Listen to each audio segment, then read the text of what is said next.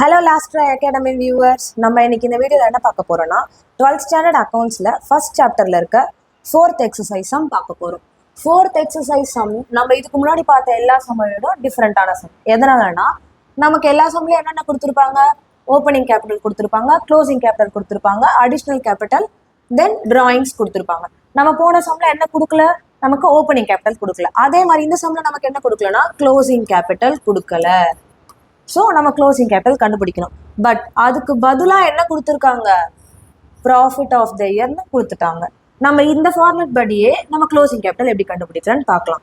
நமக்கு ஃபார்மேட் படி நமக்கு என்ன தேவை, capital at end of the year தான் தேவை. Capital at end of the year நமக்கு என்னன்னு தெரியாது, நம்ம இருந்தாலும் எழுதி வச்சுக்கலாம். ஓகேவா? இது கூட நம்ம என்ன ஆட் பண்ணணும், drawings ஆட் பண்ணணும். drawings எவ்வளோ, goods withdrawn for personal use by the owner. நம்ம drawings என்னன்னு சொல்லியிருந்தோம், பிஸ்னஸ் ஸ்டார்ட் பண்ணோட ஓனர் வந்து அவருடைய பர்சனல் யூஸ்க்காக எடுத்துக்கிற அமௌண்ட்டை தான் நம்ம என்னன்னு சொல்லியிருந்தோம், டிராயிங்ஸ்னு சொல்லியிருந்தோம். இங்கே அதை தான் எலாபரேட் பண்ணி கொடுத்துருக்காங்க. goods withdrawn for personal use by the owner எவ்வளோ, 30,000. அதை மட்டும் போட்டுக்கலாம்.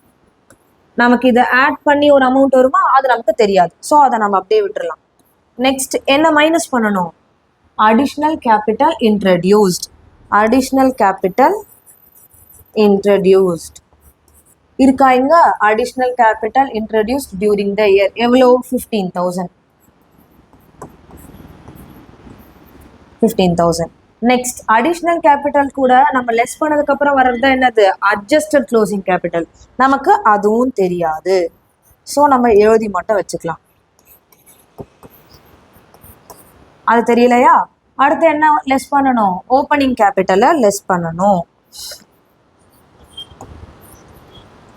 ஓப்பனிங் கேபிட்டல் நம்ம கொடுத்துருக்காங்களா, capital as on 1st January தான் நமக்கு ஓப்பனிங் கேபிட்டல். அது எவ்வளோ, 1 lakhலையா, அதை போட்டுக்கலாமா, 1 lakh போட்டாச்சு. நமக்கு அதையும் எக்ஸ்ட்ராவாக நமக்கு கொடுத்துருக்கிறது என்னது, ப்ராஃபிட் ஃபார் த இயர் எக்ஸ்ட்ராவாக கொடுத்துருக்காங்க. அது எவ்வளோ, 60,000. 60,000 நம்ம என்னன்னு போட்டுக்கணும், இந்த இடத்துல ப்ராஃபிட்னு மென்ஷன் பண்ணணும்.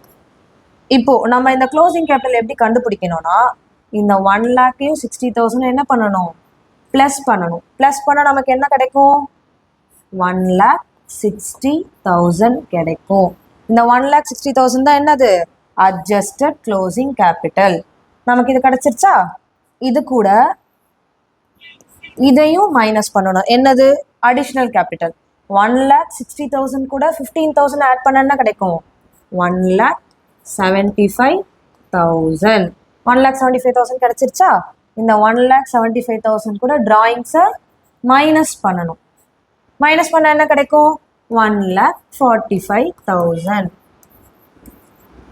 நமக்கு ஃபார்மேட் படி டிராயிங்ஸை ஆட் பண்ணணும், அடிஷ்னல் கேபிட்டலில் மைனஸ் பண்ணணும், ஓப்பனிங் கேபிட்டலில் மைனஸ் பண்ணணும். பட் நமக்கு இங்கே என்ன எல்லாமே நம்ம பண்ணுறோம், வைஸ் வர்ஸாவாக பண்ணுறோம். அடிஷ்னல் கேபிட்டலையும் ஓப்பனிங் கேபிட்டலும் என்ன பண்ணுறோம், ஆட் பண்ணிக்கிறோம். பிகாஸ் நமக்கு க்ளோசிங் கேபிட்டல் தெரியாது. இதைய நம்ம மைனஸ் பண்ணுறதுனால இந்த இடத்துல போடுற ப்ளஸ் சிம்பிளை நம்ம என்ன பண்ணக்கூடாது, மைனஸ்னு மாற்றக்கூடாது. இது நம்ம ஃபார்மேட் மூலியமா அந்த சிம்பிளை அப்படியே தான் போடணும். இந்த இடத்துல ஆடுன்னு இருந்தால் ஆடுன்னு தான் போடணும், எழுதணும். லெஸ்ன்னு இருந்தால் லெஸ்ன்னு எழுதணும், மைனஸ் சிம்பிள் போட்டுக்கலாம், எதுவாக இருந்தாலும் போட்டுக்கலாம். ஓகேவா? நம்ம அதுக்கு ஆப்போசிட்டாக தான் நம்ம இங்கே பண்ணுறோம். அதனால அந்த சிம்பிளை மாற்றவும் கூடாது, இந்த இடத்துல மாற்றி எழுதவும் கூடாது. இந்த மாதிரி பண்ணால் நமக்கு என்ன கிடைச்சிரும், க்ளோசிங் கேபிட்டல் கிடைச்சிரும். தேங்க்யூ.